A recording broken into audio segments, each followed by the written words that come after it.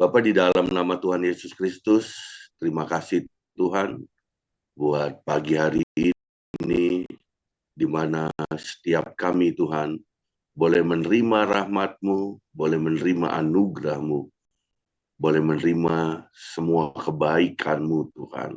Recording in progress. Bapak, pada pagi hari ini kami mau memulai ibadah kami Tuhan Yesus. Kiranya Engkau Allah yang memimpin jalannya ibadah dari awal, pertengahan hingga akhirnya. Dan kiranya Tuhan, semua yang bukan dari Tuhan, kami mau hardik, kami mau usir. Di dalam nama Tuhan Yesus Kristus, kami mengundang Allah Roh Kudus untuk bertahta atas ibadah ini. Terima kasih Bapak. Percepat langkah teman-teman, saudara-saudara kami yang belum hadir, sehingga mereka semua dapat bersama-sama dengan kami beribadah. Terima kasih Tuhan. Di dalam nama Tuhan Yesus Kristus kami berdoa dan mengucap syukur.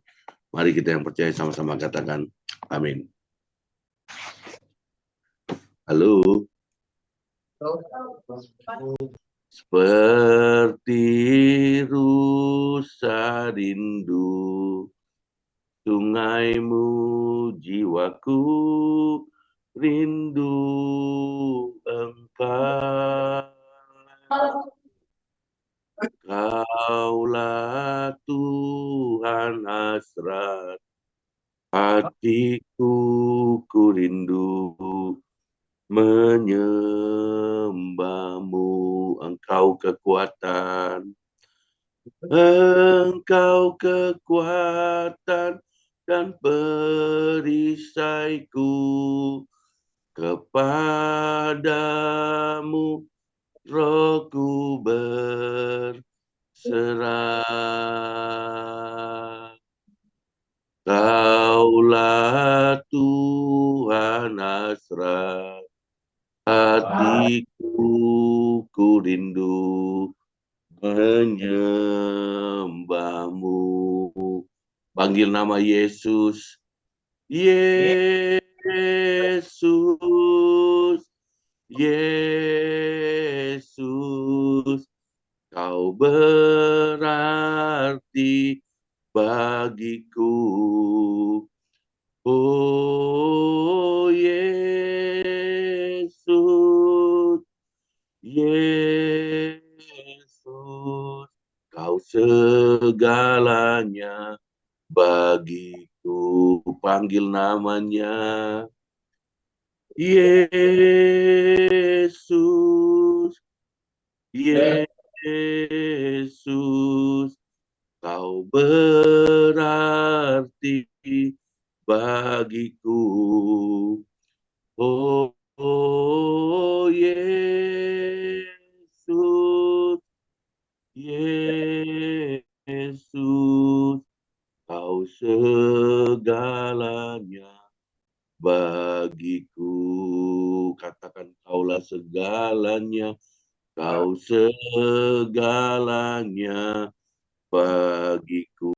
Katakan sekali lagi, Kau segalanya bagiku. Kita sembah Tuhan. Terima kasih Tuhan. Haleluya. Engkau sungguh segala-galanya. Engkau Allah yang baik. Engkau sungguh mengerti. Engkau Allah yang peduli. Yesus Tuhan kami, teruslah berurusan dengan kami Tuhan. Terima kasih, terima kasih. Sungguh kami mengucap syukur padamu Tuhan. Kami berterima kasih Tuhan. Kami ada itu hanya karena kebaikan-Mu Tuhan. Bahkan Tuhan, dari setiap hembusan nafas-Mu kami hidup Tuhan. Kami boleh menikmati oksigen yang Tuhan berikan bebas bagi setiap kami, Tuhan. Terima kasih, Tuhan, buat hidup yang Kau beri, Tuhan. Terima kasih buat penebusan-Mu di atas kayu salib, Tuhan. Itu yang membebaskan setiap kami dari belenggu dosa. Itu yang membuat kami kembali, Tuhan, hidup. Kembali kami dibebaskan dari hukuman mati, karena upah dosa adalah maut. Tuhan, teruslah berjalan bersama dengan kami. Teruslah pegangi hati kami. Karena kami tahu, Tuhan, kami nggak mungkin bisa hidup tanpa Engkau. Kami nggak mungkin bisa hidup benar tanpa didikan-Mu, tanpa tuntunan-Mu. Biarlah Tuhan, setiap kami, Tuhan, diberikan hikmat, diberikan kekuatan, diberikan ketaatan, diberikan iman yang teguh, Tuhan, untuk kami boleh mengikuti Engkau sampai garis akhir. Bapa, hamba-Mu akan menyampaikan, Tuhan, kebenaran firman-Mu, menyampaikan isi hati-Mu, Tuhan.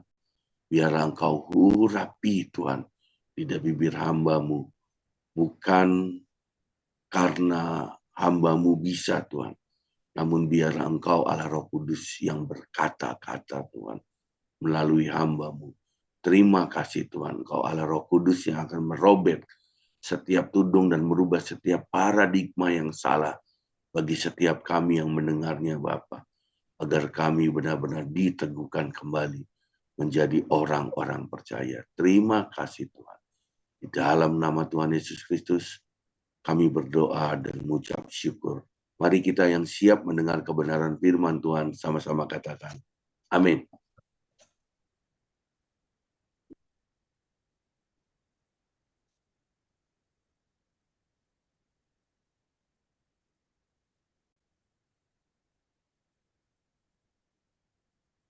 Halo, apakah suara saya terdengar jelas? Jelas. Oh, oke.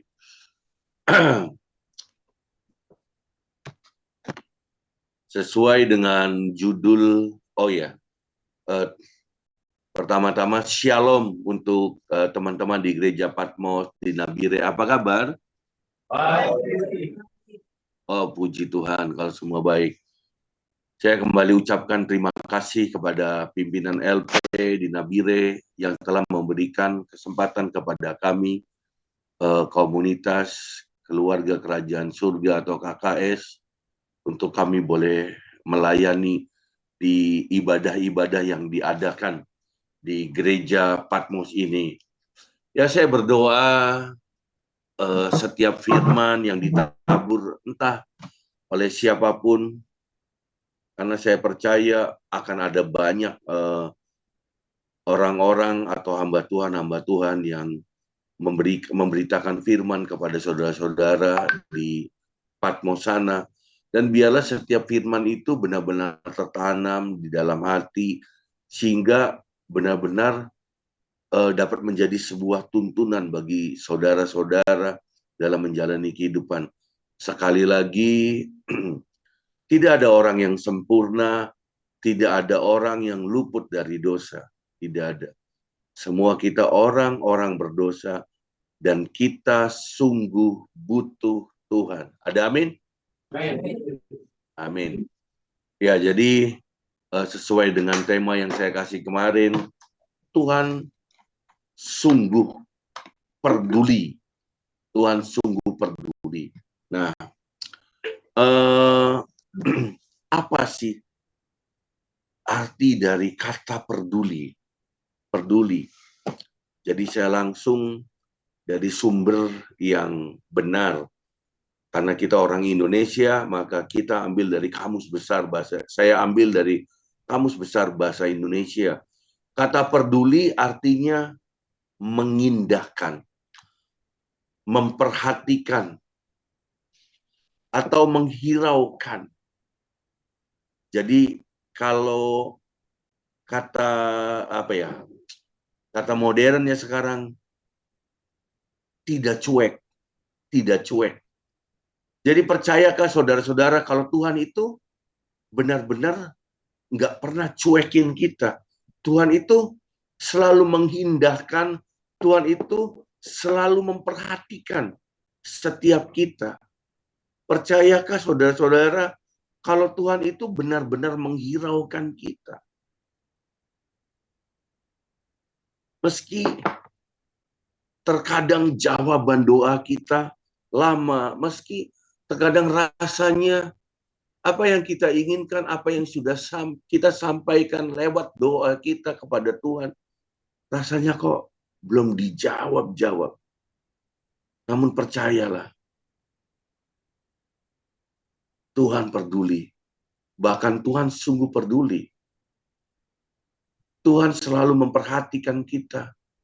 Tuhan selalu menghiraukan kita. Tuhan gak pernah cuekin kita. Namun, pada kenyataannya memang di mana sudah terjadi yang namanya krisis kepercayaan kepada Tuhan. Kalau kita boleh lihat di berita-berita di mana di negara Eropa, fungsi gereja ada yang sudah menjadi pasar, ada yang menjadi tempat makanan, bahkan ada yang sudah dibeli dengan saudara sepupu kita untuk dijadikan sebuah masjid atau tempat ibadah. Yaitu sebuah krisis kepercayaan dari anak-anak Tuhan kepada pribadi Tuhan. Di mana anak-anak Tuhan sudah mulai meragukan. Benar enggak ada Tuhan? Apakah benar Yesus itu Tuhan dan Juru Selamat? Karena saya tahu apa yang dunia pertontonkan, apa yang dunia perlihatkan kepada setiap kita, baik saudara-saudara mungkin ada yang merasakan, saudara atau keluarga, dunia sekarang tidak sedang baik-baik, atau bahkan saya katakan dunia akan semakin tidak baik. Kalau kita bisa lihat dari ekonomi yang masih sepertinya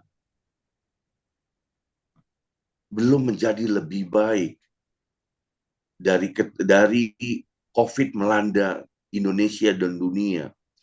Ya boleh dikatakan sekarang kita bisa lihat aktivitas kembali normal, semua bekerja, berjualan atau apapun, tapi masih belum bisa membalikan, atau ekonomi kalaupun tumbuh mungkin hanya sedikit. Daya beli masyarakat atau daya beli kita masih turun. Karena apa?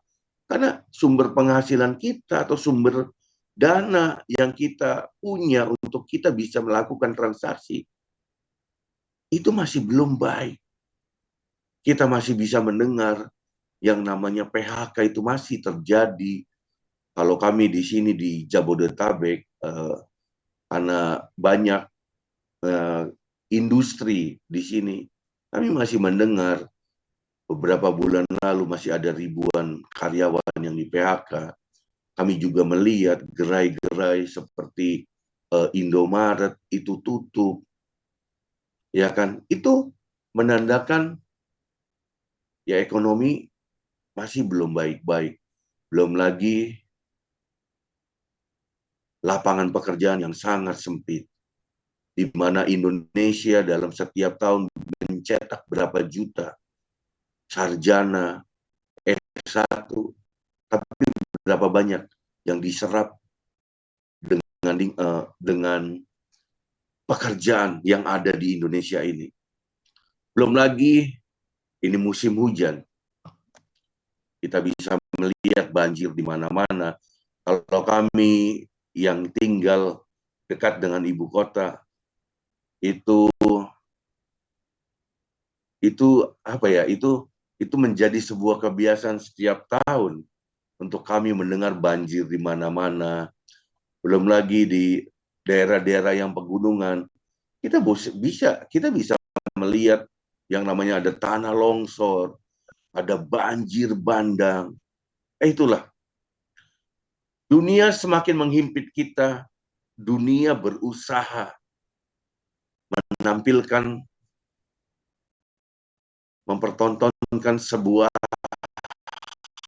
hal yang selalu menakutkan. Belum lagi kita mendengar adanya penyakit baru, virus HMPV yang terjadi di Cina, yang bahkan bisa jadi itu virus itu seperti flu burung yang bisa menyebabkan sesak napas atau pneumonia apa, ya itulah. Jadi bahkan kita juga dengar ada beberapa hamba Tuhan yang berkata tahun ini akan ada pandemi yang baru. Wah, semua yang dunia pertontonkan itu mungkin menggetarkan hati kita. Seolah-olah Tuhan di mana? Mempertanyakan keberadaan Tuhan. Tuhan di mana? Tuhan masih peduli nggak sih dengan kita? Saya perkatakan, saya bukan pesimis, tapi saya katakan sekali lagi, dunia tidak akan menjadi lebih baik. Dunia akan terus menampilkan kengerian dan kerusakan sampai dunia ini benar-benar binasa. Kenapa saya katakan dunia pasti binasa? Karena apa? Karena manusia tamak. Manusia tamak. Manusia dikasih kesempatan boleh menebang hutan, dia tebang semua. Boleh mengeruk hasil bumi, dia keruk semua. Hasil laut, dia keruk semua. Bahkan apa yang manusia lakukan cenderung memiliki kecenderungan itu merusak. Dan hanya beberapa gelintir manusia saja yang berusaha memperbaiki bumi. Namun jika dibandingkan yang merusak dengan yang memperbaiki, itu jauh lebih banyak yang merusak. Ya. Alkitab berkata dalam Matius 24 ayat 35, Matius 24 ayat 35, langit dan bumi akan berlalu. Langit dan bumi akan berlalu. Tapi perkataanku tidak akan berlalu. Nah, ini sebuah hal yang dapat kita pegang anak-anak Tuhan. Jadi perkataanku tidak akan berlalu. Saya mau bertanya, apa perkataan Tuhan itu? Coba saudara-saudara jawab, apa perkataan Tuhan itu? Ada yang bisa? Firman Tuhan. Haleluya. 100% benar. Alkitab yang di tangan Anda dan di tangan saya itu adalah perkataan Tuhan. Jadi kalau dunia berusaha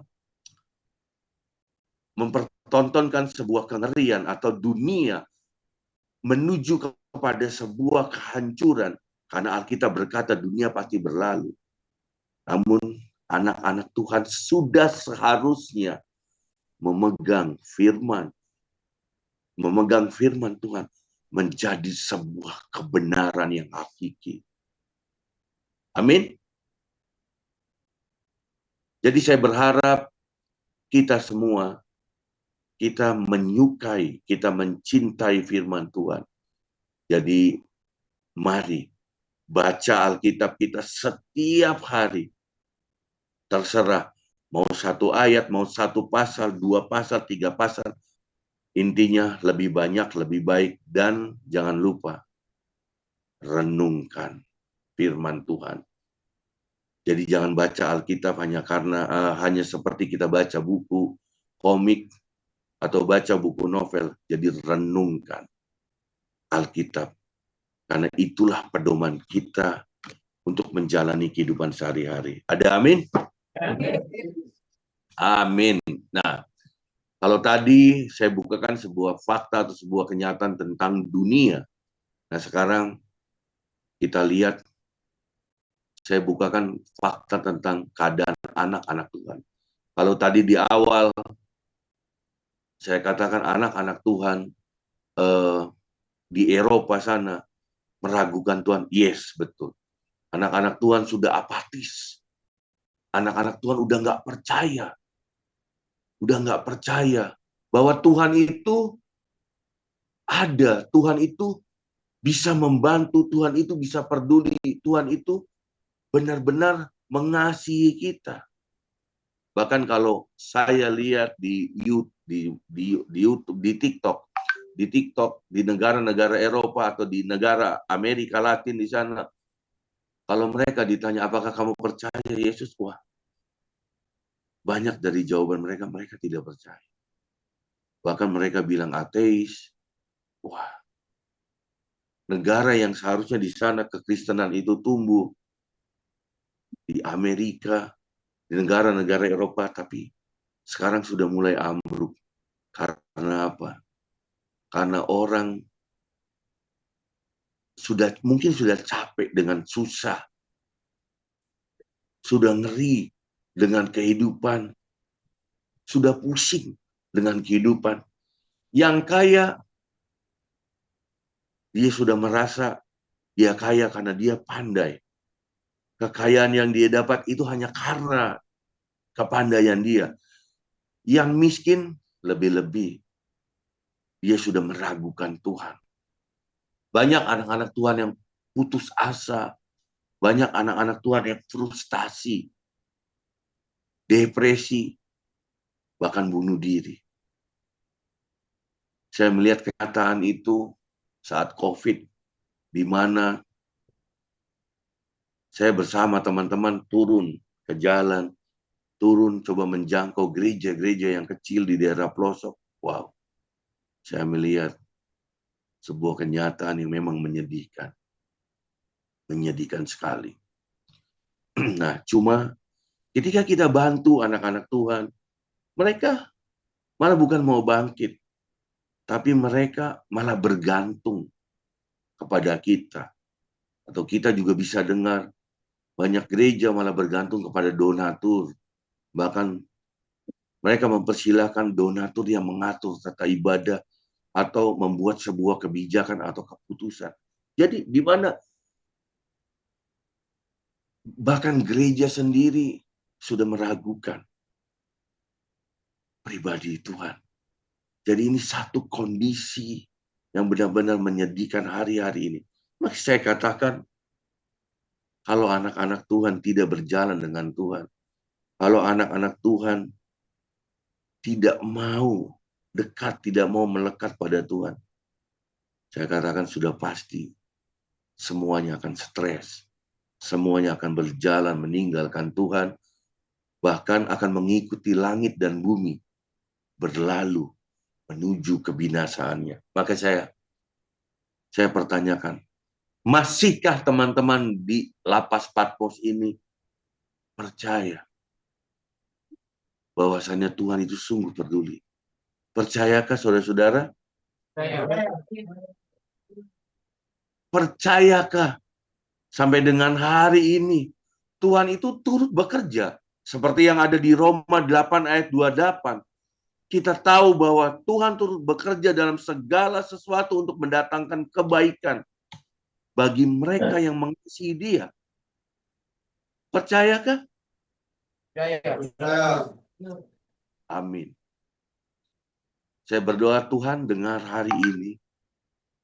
Siapa tadi yang mengatakan bahwasannya percaya Tuhan masih bekerja. Tuhan dengar dan Tuhan benar-benar bekerja dalam kehidupan saudara-saudara. Ada amin. Oke, jadi bukankah kita tahu saudara-saudara, kalau kita banyak dengar nubuatan, sekarang itu mudah sekali kan kita mendengar karena informasi, karena media yang namanya handphone, bahkan hidup kita itu di dalam handphone, di dalam genggaman kita. Apapun yang kita mau, apapun yang kita tahu. Bahkan sekarang kita di sini, kita mau belanja, kita mau beli apa aja, kita nggak perlu bawa uang, kita cukup bawa handphone. Handphone di tangan kita. Ini bisa jadi solusi. Bahkan kita mau makan pun, kita nggak usah kita pergi ke tempat makan sekarang. Hanya dari handphone kita beli online. Semua kita dapatkan dari handphone. Apalagi zaman sekarang. Bahkan kita bisa dengar kan, ya nggak tahu ya. Kalau saya pernah lihat itu, sekarang itu manusia itu bahkan nggak perlu bawa apa-apa. Yang saya dengar handphone pun itu akan ditiadakan karena di dalam tangan kita itu akan dipasang yang namanya microchip, di mana kita bisa bayar, kita hanya menyodorkan tangan di kasir swalayan. Saya pernah melihat videonya. Terus kita mau masuk ke ruangan, ya sekarang kita kan udah pakai ibu jari atau pakai retina. Terus apalagi banyak hal sekarang. Jadi hidup kita itu semuanya akan disimpelkan. Kita itu dari rumah kita bisa mengendalikan segala sesuatunya. Ya, jadi dunia terus berkembang, anak-anak Tuhan. Saya katakan harus berkembang. Dan percayalah, kita hidup di masa daripada akhir zaman. Masa akhirnya di mana sejujurnya kita anak-anak Tuhan itu, kita harus bersuka cita karena apa? Karena berarti tidak lama lagi kita akan dijemput oleh Tuhan. Tidak lama lagi Tuhan akan datang kedua kali.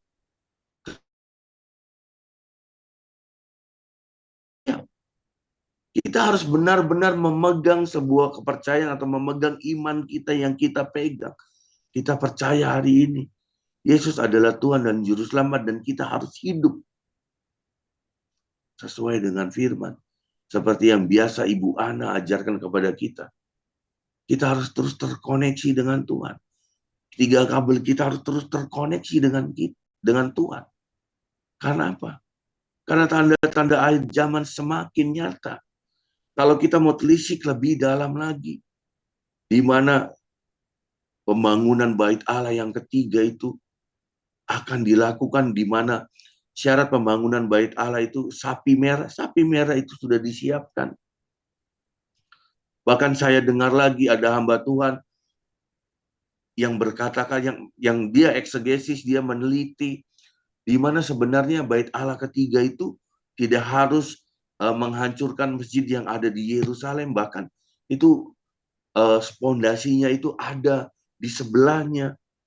Kenapa saya katakan bait Allah ketiga? Karena bait Allah ketiga itu acuan di mana antikris itu nantinya akan berdiri di sana, dan dia akan mendeklarasikan dia itu adalah seorang juru selamat. Nah, jadi tanda-tanda akhir zaman itu sudah semakin nyata.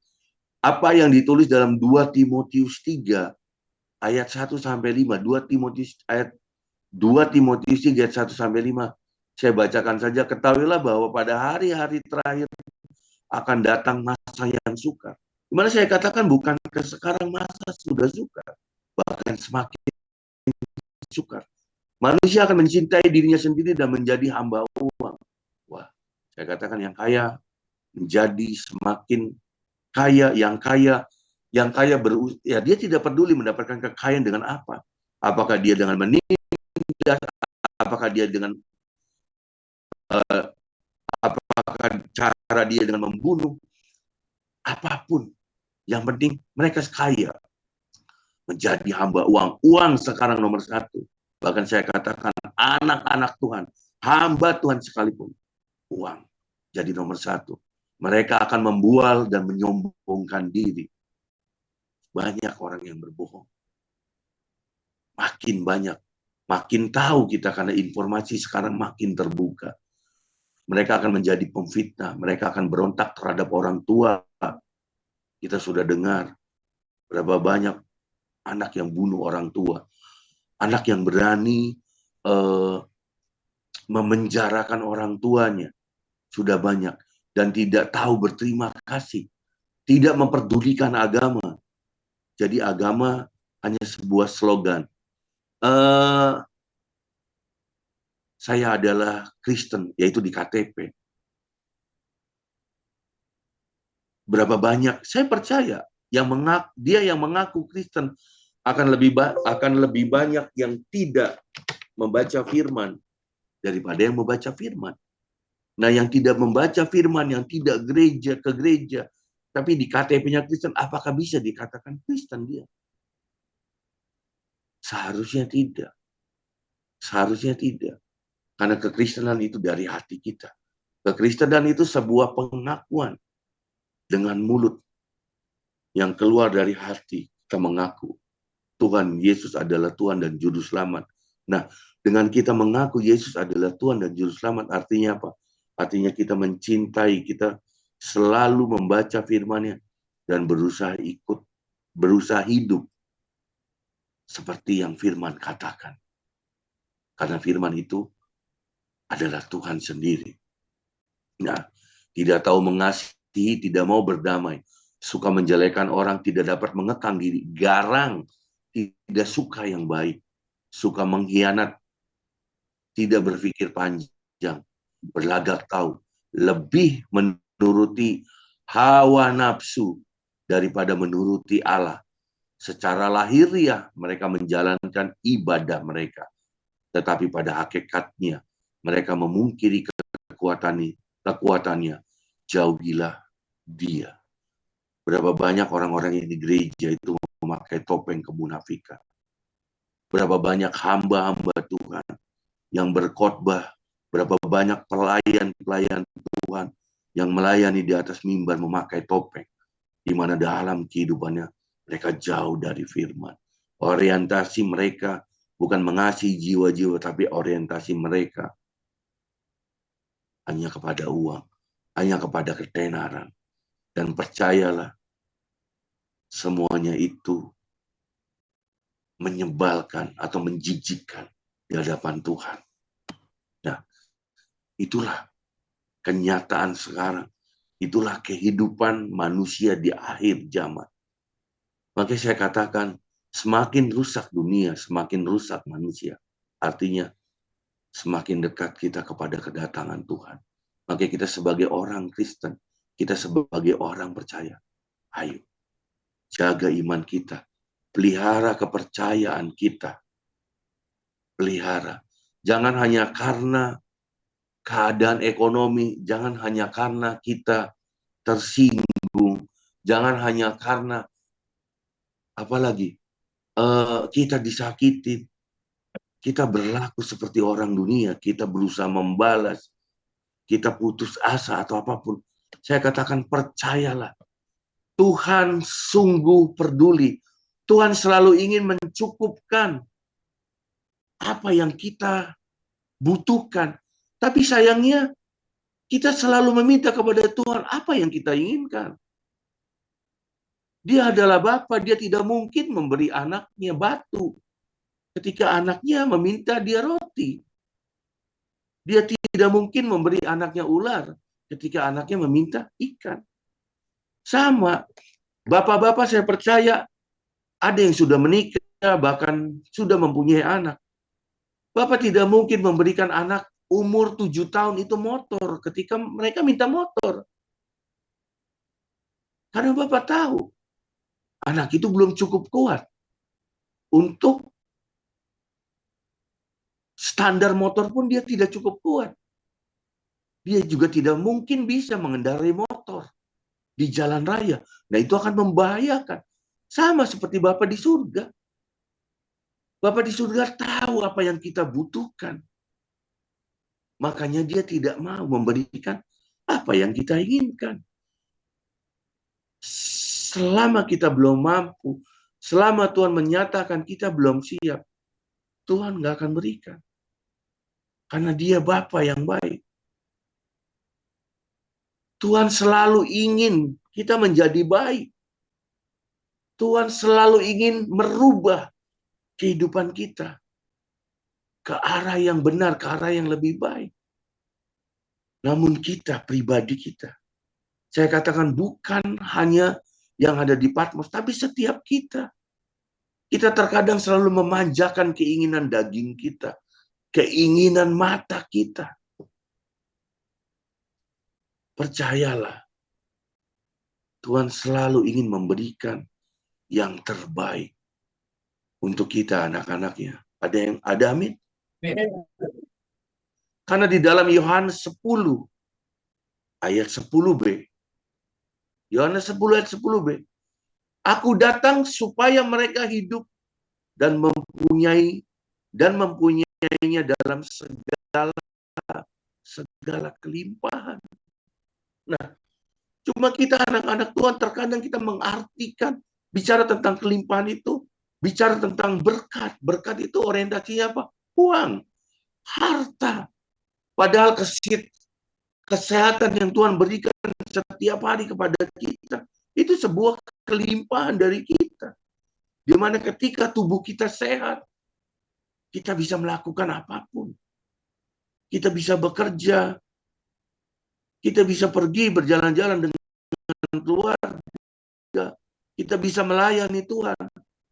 Namun terkadang bodohnya kita isi tubuh sehat ini dengan rokok, dengan narkoba, dengan Shopee, dengan minuman. Saya pernah ada di masa seperti itu. Saya katakan, saya bukan orang suci dalam hidup saya lahir, saya Kristen, tahu-tahu saya hidup terus di gereja. Oh tidak.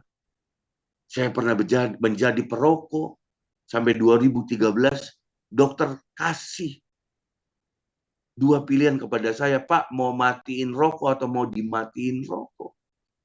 Saya pernah merasakan narkoba, dari pil-pil, ekstasi atau apapun, sampai kepada yang namanya sabu-sabu atau putal.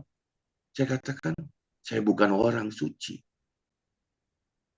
Hidup di balik malam jadi siang, siang jadi malam. Nongkrong dengan mabuk-mabukan. Saya alami. Ya itulah kebodohan yang saya pernah alami. Yang saya pernah lakukan. Makanya terkadang ketika sakit melanda, saya hanya bisa mengingat, terima kasih Tuhan, dikasih sakit. Setidaknya saya mengingat, oh jangan sampai saya melakukan hal yang bodoh itu. Jangan sampai saya balik rokok, jangan sampai saya balik dengan narkoba.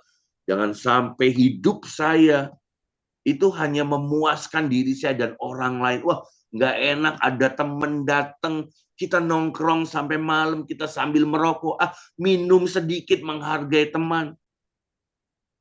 Setidaknya ketika kita sakit itu sebuah teguran atau sebuah pengingat dari Tuhan. Nah, jangan balik lagi ya ke sana. Jangan balik lagi ke sana. Di dalam Galatia 4 ayat 6 sampai 7. Galatia 4 ayat 6 sampai 7. Dan karena kamu adalah anak, maka Allah telah menyuruh roh anaknya ke dalam bait hati kita. Yang berseru, Allah, ya Aba, ya Bapa.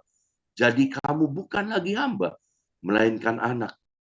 Jikalau kamu anak, maka kamu juga adalah ahli waris oleh Allah. Ahli waris. Jadi kita ini anak Allah. Kita ini pewaris kerajaan surga. Manakah yang lebih berharga? Keselamatan atau harta? Mana yang lebih berharga? Menurut saudara-saudara sekalian? Keselamatan. Ya. Amin. Keselamatan. Bapa memberikan roh anaknya untuk diam di dalam diri kita. Karena apa? Karena diri kita adalah bait Allah. Tempat Roh Kudus bertata diri kita. Jadi percayalah, Tuhan itu peduli, Tuhan itu selalu mau memberi kepada kita itu semua yang baik. Namun sekali lagi, terkadang kita yang selalu mengukur, tolak ukur baik itu menurut kita itu mungkin kalau kaya. Tolak ukur kita itu baik itu kalau kita bisa setia kawan Ada kawan datang mabuk, minum semua bareng.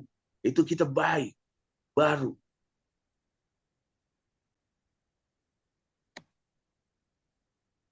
Tuhan sanggup merubah kita. Tuhan peduli. Kalau kita kasih contoh, kalau saya kasih contoh dalam Alkitab, Tuhan menyelamatkan. Tuhan peduli kepada seorang pemungut cukai, kepada Sakeus. Kita sama-sama, wah udah sering baca lah, itu ada di Lukas 19. Di Lukas 19, Tuhan menyelamatkan Sakeus.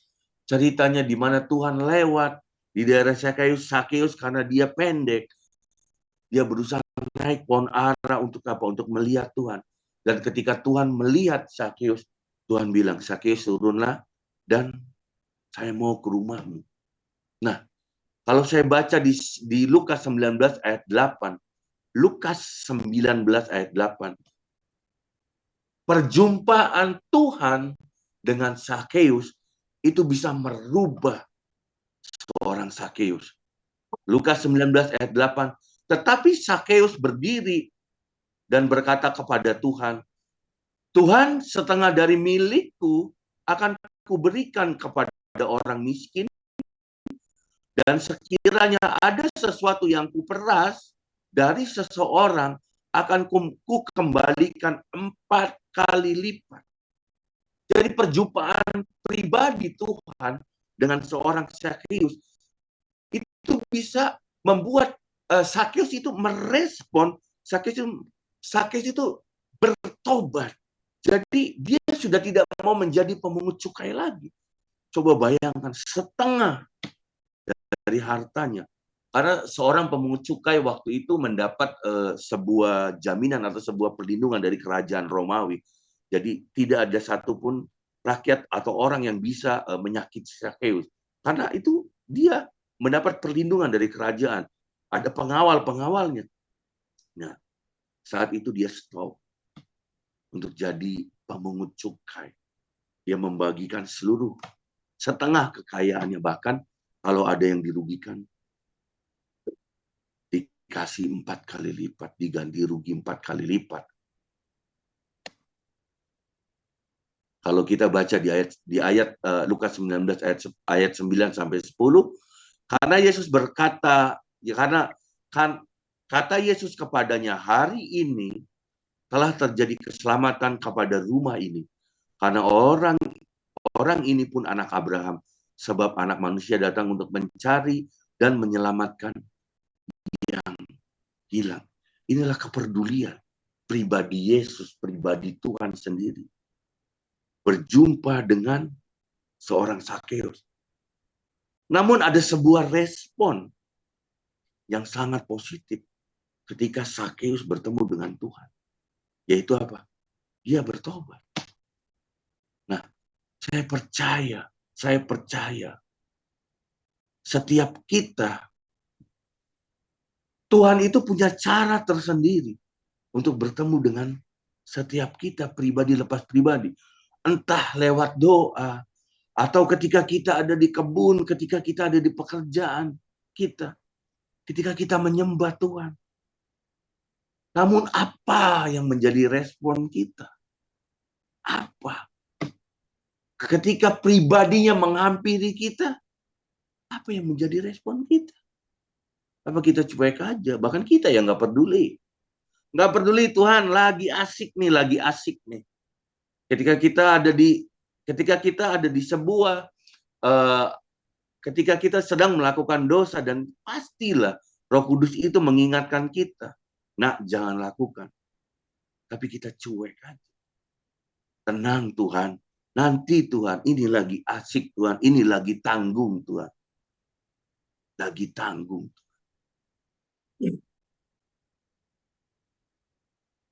Tuhan peduli kepada seorang pemungut cukai, kepada seorang berdosa. Kita orang berdosa, Tuhan peduli kepada kita. Yang kedua, Tuhan peduli kepada wanita yang pendarahan 12 tahun. Kalau baca dari keseluruhan cerita tentang wanita itu dari seorang yang kaya sampai dia miskin, sampai dia nggak punya apa-apa. Kalau sekarang pendarahan 12 tahun itu kanker rahim. Ada indikasinya kanker rahim. 12 tahun. Tapi dia, Tuhan, bisa menyembuhkan sekejap mata. Kalau baca di Matius 9 ayat 20 sampai 22, Matius 9 ayat 20 sampai 22. Pada waktu itu seorang perempuan yang sudah 12 tahun lamanya menderita pendarahan maju mendekati Yesus dari belakang dan menjamah jubahnya. Karena katanya dalam hatinya, Yesus berpaling dan memandang dia serta berkata, teguhkanlah hatimu, hai anakku. Imanmu telah menyelamatkan kau. Maka sejak saat itu sembuhlah perempuan itu. Nah, kita sering baca, saya percaya saudara-saudara yang ada di Patmos juga sering baca, di mana Yesus datang dan orang-orang itu berkerumun mengelilingi Yesus. Sedangkan perempuan itu, coba bayangkan, saudara-saudara, kalau keluar darah setiap hari selama 12 tahun, bagaimana bentuk fisik kita? Kalau kita bisa ilustrasikan, kita bisa gambarkan, ibu itu pasti kurus kering, dia pasti pucat, kekuatan dia nggak banyak, tenaga dia nggak banyak, karena pasti lemas, karena darah yang keluar. Tapi karena dia memiliki keteguhan iman, respon dia ketika melihat Yesus, dia percaya, asalkan ku jamah saja jubahnya, saya pasti sembuh. Dia nggak minta didoain sama Yesus. Dia nggak minta ditumpangin tangan, apalagi tumpang kaki. Enggak. Asal dia pegang jubahnya. Sekali lagi, kuasa Tuhan itu bisa bekerja. Kalau apa? Kalau ada respon dari kita. Kalau tadi Sakeus dia mau berubah, dia mau bertobat. Tuhan berkata, Sakeus diselamatkan. Ada keselamatan di rumah ini. Wanita ini memiliki respon, dia percaya. Dia memiliki keteguhan. Bahkan kata teguh itu di dalam kamus besar bahasa Indonesia memiliki arti kekuatan, ketetapan. Ini mengarah kepada hati dan iman. Artinya wanita ini benar-benar percaya, benar-benar kuat, benar-benar ketetapannya penuh percaya kepada Yesus. Asalkan ku jamah saja, jubahnya dia akan sembuh. Yang ketiga, contoh dari Alkitab, Tuhan peduli. Tuhan sanggup mengangkat Yusuf menjadi penguasa Mesir. Yusuf menjadi penguasa Mesir. Betul, dalam kehidupan Yusuf dia anak baik, kita tidak pernah baca. Bahkan ketika dia digoda oleh tante Potifar, dia tidak mau. Coba bayangkan, kalau istilahnya orang dunia katakan kucing dikasih ikan, dia tidak mau ini. Kucing dikasih ikan, dia tidak mau. Pribadi Yusuf, seorang Yusuf, diajak tidur dengan tante Potifar, dia tidak mau. Mungkin orang dunia katakan ini kucing bodoh ini atau kucing ompong. Dia tidak suka ikan. Ya toh? Kita lihat, boleh dikatakan kehidupan Yusuf itu semua baik. Tapi ingat, ada satu hal yang menyatakan, ada satu ayat menyatakan bahwa Yusuf itu seorang pribadi yang sombong. Kenapa saya katakan? Ini kita baca di Kejadian 40 ayat 13 sampai 14. Dalam 3 hari ini Firaun akan meninggikan engkau dan mengembalikan engkau ke dalam pangkatmu yang dahulu, dan engkau akan menyampaikan piala ke tangan Firaun seperti dahulu kala, ketika engkau jadi juru minumnya. Tetapi ingatlah kepadaku apabila keadaanmu telah baik, nanti tunjukkanlah terima kasihmu kepadaku dengan menceritakan hal ikhwalku kepada Firaun, dan tolonglah keluarkan aku dari rumah ini. Jadi cerita Yusuf ketika difitnah oleh tante Potifar, dia dimasukkan ke dalam penjara, dan di dalam penjara dia ketemu juru minum dan juru makan raja. Singkat cerita, kedua-duanya menceritakan tentang mimpinya, dan Yusuf menafsirkan mimpinya di mana juru makan dia akan mati digantung, dan juru minum dia akan dikembalikan kepada posisinya sebagai juru minum kembali. Tapi di sini kesombongan Yusuf merasa berjasa.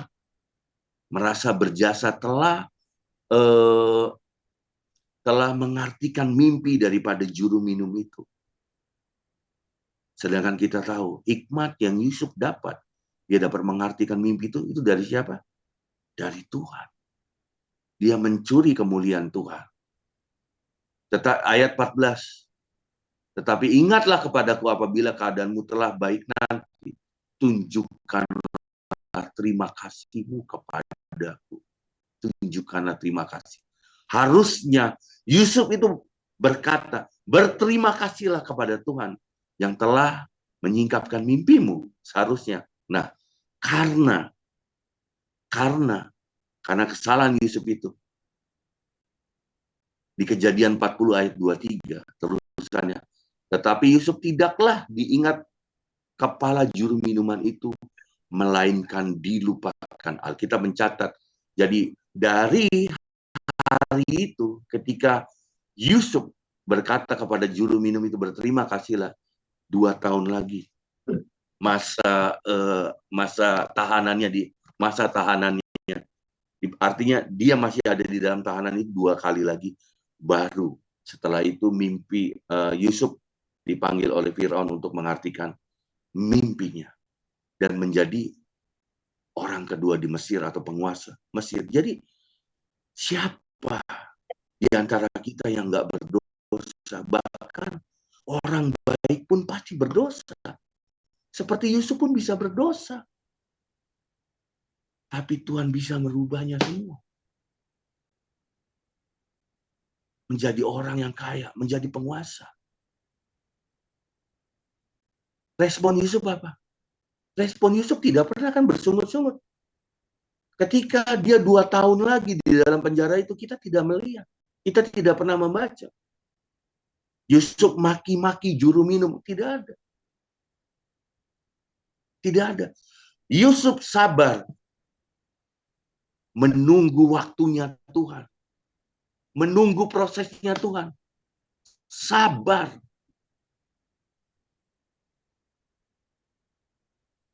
Kita nggak akan kaya kalau belum waktunya Tuhan.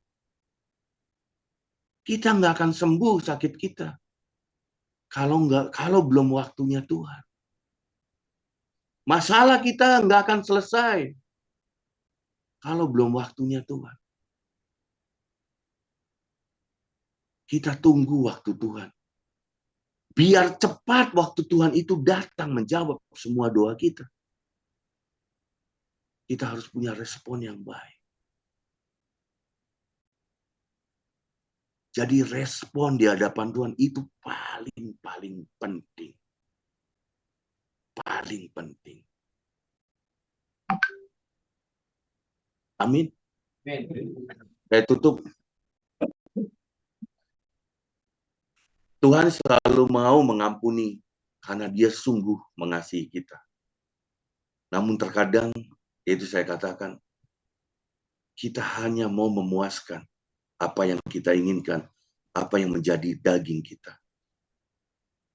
Ayat terakhir di Matius 6 ayat 33, ini sudah biasa kita baca, kita dengar. Carilah kerajaan Allah dahulu beserta dengan kebenarannya, maka semua itu akan ditambahkan kepadamu. Saya garis bawahi kata carilah. Carilah. Artinya apa? Itu sebuah kata aktif. Carilah. Jadi yang Tuhan mau, kita itu melakukan bagian kita. Yang Tuhan mau itu Kita action. Nah, action kita itu positif atau negatif? Respon kita positif atau negatif? Coba kalau Alkitab, kalau ayat ini tidak ada kata, Tuhan carilah kerajaan, tetapi carilah dahulu kerajaan Allah dan kebenarannya. Coba kalau kita tidak mencari kerajaan Allah dan kebenarannya, maka semua tidak akan ditambahkan kepada kita. Tidak akan. Percayalah, tidak akan. Jadi, kalau kita mau Tuhan jawab doa kita, Tuhan peduli kok. Tuhan peduli dengan kita, dengan anak-anaknya. Seperti saya katakan, kita pewaris tahta kerajaan. Tuhan peduli dan Tuhan mau merubah hidup kita. Yang penting itu. Yang pertama, seperti Matius, kita bertobat sungguh-sungguh. Kita tidak berbalik kepada dosa-dosa kita yang masa lalu. Yang kedua, kita percaya. Kita memiliki iman yang teguh. Seperti wanita pendarahan 12 tahun itu. Dan yang terakhir, kita harus setia. Menunggu waktunya Tuhan. Seperti Yusuf. Amin. Ada amin? Jadi hari ini kita sama-sama belajar. Jadi bagi setiap kita yang sudah mulai meragukan Tuhan, meragukan, kita belajar hari ini, ingat respon kita. Respon kita. Tuhan sanggup memberkati. Tuhan sanggup memulihkan keadaan kita. Bahkan Dia berjanji, kita akan menikmati janji-janjinya. Yang penting respon kita. Ada amin? Amin. Ini saya doa penutup dan langsung ibadah ditutup ya. Oke, mari kita berdoa. Bapa, di dalam nama Tuhan Yesus Kristus, terima kasih Tuhan buat Engkau yang berbicara Tuhan melalui hamba-Mu yang bodoh ini Tuhan. Pada pagi hari ini Bapa, di mana Engkau kembali mengingatkan setiap kami, Engkau adalah Allah yang sungguh peduli Tuhan. Baik di dalam setiap pergumulan kami Tuhan, Engkau Allah yang peduli Tuhan. Namun satu hal yang Engkau minta Tuhan, respon dari setiap hati kami Bapa. Respon positif Tuhan. Respon Tuhan yang dapat menggetarkan hatimu Tuhan Yesus. Sehingga Engkau yang Engkau yang di surga itu akan mengulurkan tangan-Mu Bapa untuk menjamah setiap kami Tuhan. Tuhan, hamba-Mu selesai berkata-kata, namun hamba-Mu percaya Tuhan. Engkau Allah Roh Kudus setia menemani kami semua Tuhan. Bahkan teman-teman yang ada di gereja Patmos Nabire ini Bapak. Terima kasih Tuhan dan kami percaya Tuhan. Setiap benih yang ditabur ini benih firman yang ditabur ini tidak akan pernah pulang dengan sia-sia. Hamba-Mu percaya Tuhan. Kami akan melihat, kami akan menjadi saksi Tuhan. Di mana anak-anak-Mu Tuhan yang ada di gereja Patmos ini akan mengalami perubahan hidup menjadi lebih baik. Terima kasih Tuhan. Saya ajak semua jemaat untuk berdiri dan kita tutup ibadah kita.